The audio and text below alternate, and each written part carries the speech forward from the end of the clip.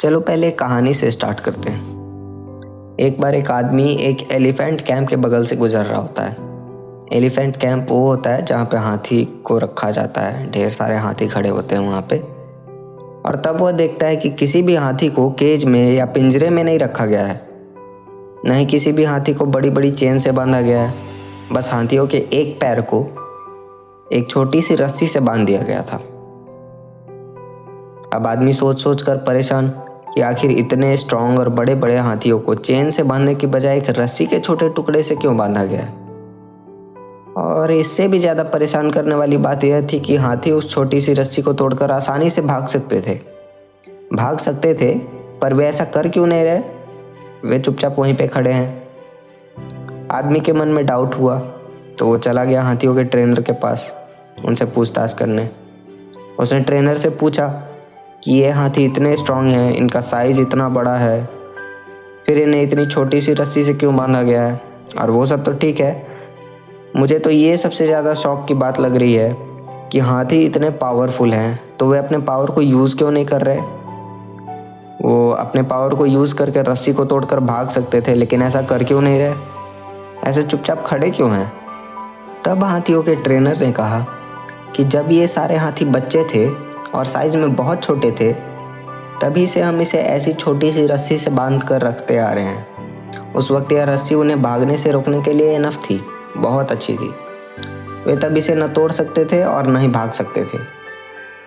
अब जैसे जैसे वे बड़े होते गए, हम ट्रेनर्स ने उन्हें विश्वास दिलाना शुरू कर दिया कि वह रस्सी का टुकड़ा उनके लिए अभी भी उतना ही मजबूत है जितना कि पहले था। वे तब भी इसे नहीं तोड़ सकते थे और अभी भी इसे नहीं तोड़ सकते। बस फिर क्या, जैसे जैसे हाथी बड़े होते गए, हमने उनके अंदर बिलीफ बनाए रखा कि वे अभी भी इस रस्सी को तोड़ नहीं सकते।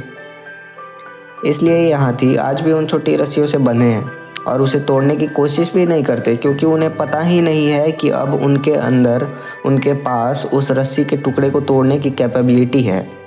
तो ये तो थी हाथियों की कहानी। अब आप अपने बारे में सोच कर देखो, क्या हमारी भी हालत उस हाथी जैसी नहीं है। हमें भी बचपन से एक ही बात नहीं सिखाई जा रही। हमें भी अपनी फैमिली, अपनी सोसाइटी, अपने रिलेटिव्स, अपने स्कूल्स, अपने कॉलेजेस के थ्रू एक बिलीफ को फीड किया नहीं जा रहा हमारे माइंड में। अगर आप एक एजुकेटेड सोसाइटी से हो तो वे आपको ट्रेन करते हैं, आपकी सोसाइटी आपको ट्रेन करती है कि आप भी पढ़ो लिखो, अच्छे मार्क्स लाओ, क्योंकि एजुकेटेड सोसाइटी में कम मार्क्स लाने वालों की कभी इज्जत नहीं होती। हमारे स्कूल्स में भी हमारे दिमाग में ये बातें फीड की जाती हैं कि जॉब से बड़ा कुछ नहीं होता, पढ़ाई करो, अच्छे मार्क्स लाओ, अच्छे कॉलेज में एडमिशन लो और लास्ट में एक अच्छी सी जॉब करने लगो।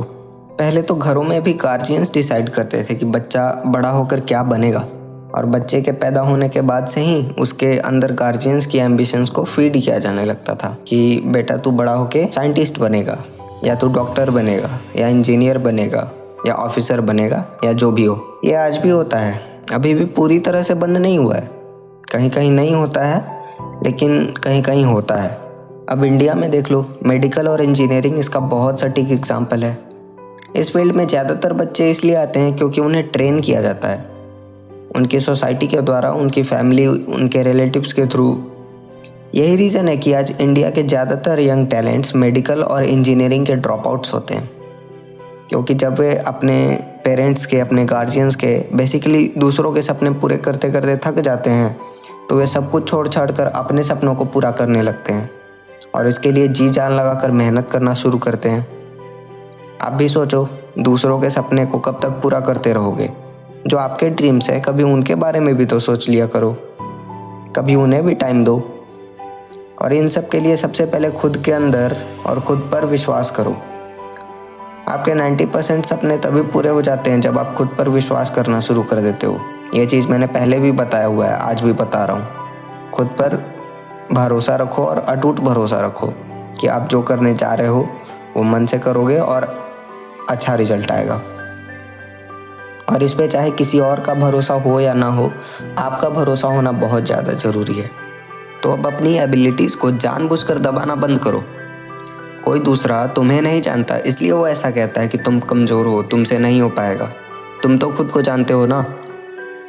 तुम कितनी मुसीबत झेल सकते हो ये तुम्हें पता है, दूसरों को नहीं पता।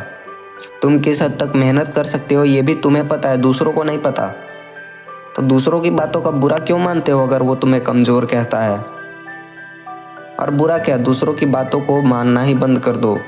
खुद की बात को मानो, क्योंकि तुमको तुमसे अच्छा कोई नहीं समझ सकता, कोई नहीं जान सकता। अगर तुम खुद भी खुद को नहीं जानते हो तो अभी टाइम आ गया है। अब खुद को जानना शुरू करो, खुद को जानना स्टार्ट कर दो। खुद की लिमिट्स को किस हद तक इंक्रीज़ कर सकते हो, बढ़ा सकते हो, ये जानना स्टार्ट कर दो। लाइफ में कितनी सेक्रीफाइसेस कर सकते हो ये भी जानना स्टार्ट कर दो। कितना पेन सह सकते हो ये जानना स्टार्ट कर दो। खुद को किसी काम के लिए किस हद तक पुश कर सकते हो ये जानना शुरू कर दो, क्योंकि अब नहीं तो कभी नहीं। खुद की एबिलिटीज़ पर बिलीव करना शुरू करो और अपनी अनलिमिटेड पावर का यूज़ करो। एक इंसान के अंदर इतनी एबिलिटीज़ होती हैं जितनी वो सोच भी नहीं सकता। आपको भी अपनी लॉक्ड पावर को अनलॉक करना है। पावर आपके पास ऑलरेडी है, बस उनको अनलॉक करना बाकी है। तो इसे अनलॉक करने के लिए आपको खुद के ऊपर भरोसा करना होगा, एक बिलीफ होनी चाहिए आपके अंदर।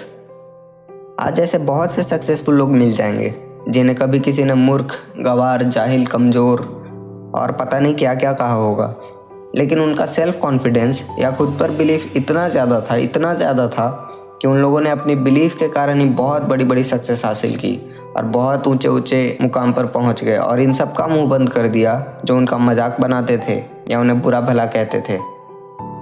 विश्वास में बहुत ज़्यादा ताकत होती है, इतनी ज़्यादा कि समय आने पर गधा शेर से भिड़ सकता है।